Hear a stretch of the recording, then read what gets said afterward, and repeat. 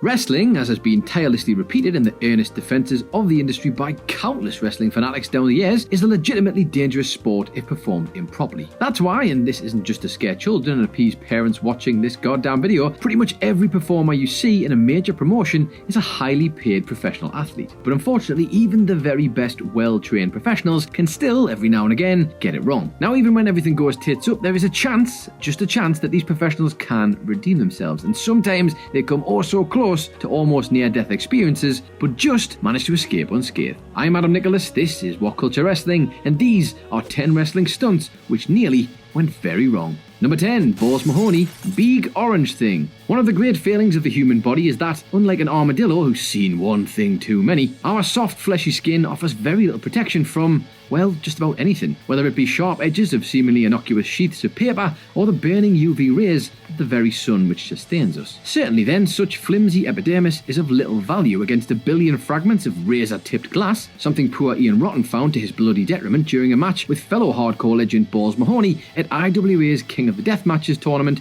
2003. At one point during the gruesome twosomes Violent Fans Bring the Weapons quarter-final gore-fest, the former Santa Claus was handed a very gnarly gift from the sickos in attendance, an enormous ungimmicked light tube, or as the excited announce team called it, a big orange thing. Mahoney duly smashed it over Rotten's multi-scarred skull, only to realise it was in fact several solid glass tubes taped together like some sort of evil chimera of illumination. The pure remorse that Balls sells at his own actions as Ian staggers with a face full of glass says it all. Number 9, Hawk nearly suffocates everybody. The word stunt suggests a difficult physical endeavour that, though still dangerous, is performed with such skill and artistry as to be as safe as humanly possible. The Road Warrior's decision to gas up everybody in attendance at Chicago's Rosemont Horizon during the chaotic WrestleMania street fight opposite the Nation of Domination definitely did not fall under that purview. As per Bruce Pritchard, recounting the near mass asphyxiation event on his Something to Wrestle With podcast, most properly organised wrestling shows keep 2 fire extinguishers at ringside, one containing CO2 that leaves behind no residue,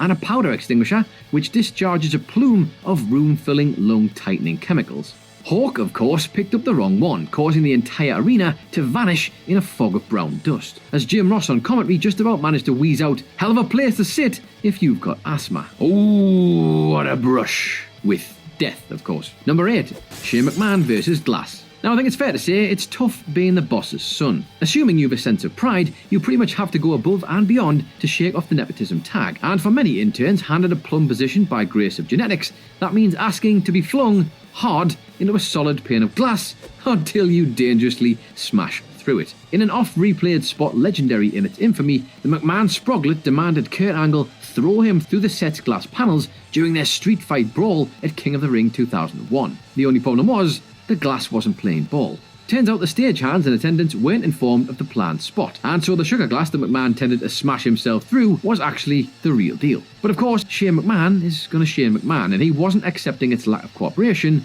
whatsoever. He insisted that Angle keep trying, which he did, until eventually physics won out, which of course it did. So gruesome and legitimately life-threatening was the unsafe stunt that Vince McMahon nearly walked out and stopped the entire match in its tracks. Number 7, Gangrel, a vampire, gets it in the neck. Following a slightly terrible Hell in a Cell contest between The Undertaker and Corporation Muscle Big Boss Man at WrestleMania 15, the Lord of Darkness's henchmen The Brood descended on the ring, where they thrust the losing security detail into a noose and left him hanging. For all visual intents, the Big Boss Man was now dead, and it was on with the show as Gangrel and company sneered evilly. The world's friendliest vampire may have chuckled then, but he was laughing out the other side of his face when the same fate nearly befell him, for real, during an angle a month earlier. On the 1st of February 1999 edition of Raw, the Ministry of Darkness tried to recruit the gothically synergetic Brood to their cause, and they felt the best way to do that was to kill the leader Gangrel, which makes sense. The Undertaker brought a noose to the ring, which Lackey JBL proceeded to strangulate the Brood's boss with, only to get ensnared in the hangman's hold for real. The rope cinched up, recalls the entangled David Heath.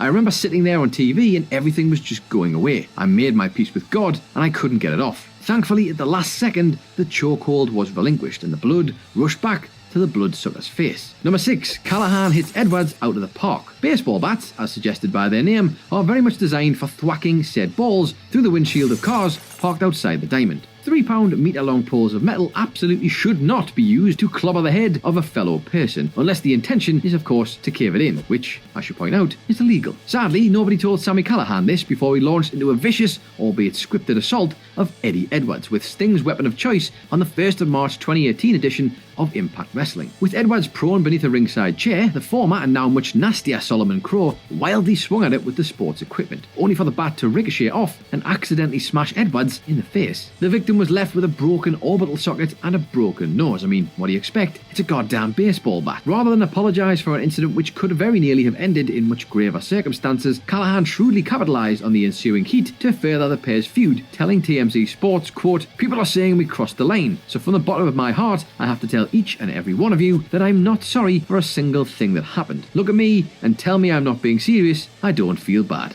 Edwards himself was philosophical about the scary moment, but recognised the publicity it caused benefited both, describing it a few months later as, quote, "a perfect storm of incidents and accidents." Number 5. Steve Austin's Monster Truck Challenge. In 1999, at the very apex of WWE's Attitude Era, Stone Cold Steve Austin was a rolling juggernaut, and it would take one coming in the other direction to try and stop him. Well, that nearly happened in a very literal and scary way on the 19th of April edition of Monday Night Raw, when an incident of automotive inactivity nearly left Stone Cold, well, Stone Cold. Late 90s WWE was a carousel of iconic moments, and this early spring editions needed Austin to crumple The Rock's luxury limo with a 12,000-pound, 1,800 horsepower monster truck. Now, taming the behemoth was no issue. As he explained on the Steve Austin show, the bionic redneck, quote, "don't give a what it is, I can drive it," unquote. Rather, it was the truck's ozone-eroding exhausts that very nearly stifled stunning Steve. He said, quote, "So I'm in this room and they shut the door behind me. It was about a 3-minute commercial break, so the whole time the people back home are watching commercials.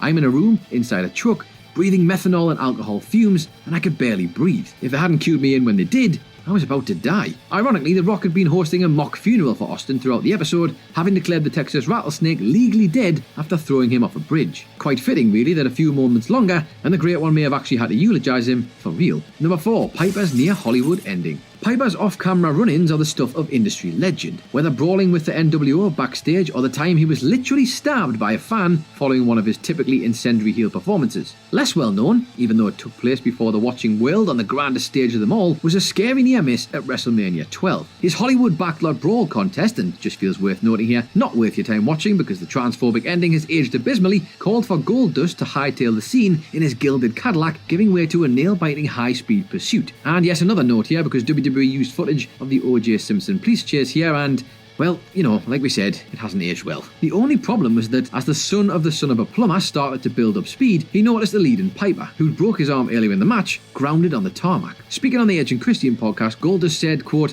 "I'm looking dead at him and I'm thinking, please, dear God, move. He doesn't move and his knees hit and it just buckled the whole car." Vince McMahon personally escorted the beat-up duo to hospital. Piper, being Piper of course, insisted on the correct treatment for having a broken arm and being run over, which was some tape. Number 3. Matt Hardy is broken. Elite Responsible Wrestling does just about all it can to protect its performers these days, in the face of irrefutable and alarming evidence of CTE in older, more carefree pros, but even in this day, sometimes mistakes still happen. Such was the case with Matt Hardy in one sickening spot at last September's AEW All Out, when Hardy was speared off a ladder by opponent Sammy Guevara, only to overshoot the landing and take the fall headfirst on the concrete. Worst of all, despite referee Aubrey Edwards bringing a halt to the match, it resumed moments later on advice from the actual medical team of All Elite Wrestling. The multifarious one was whisked away to hospital immediately after picking up the win, but thankfully checked out intact. With even the slightest adjustment in the variables, version 1 could have very possibly become version gone.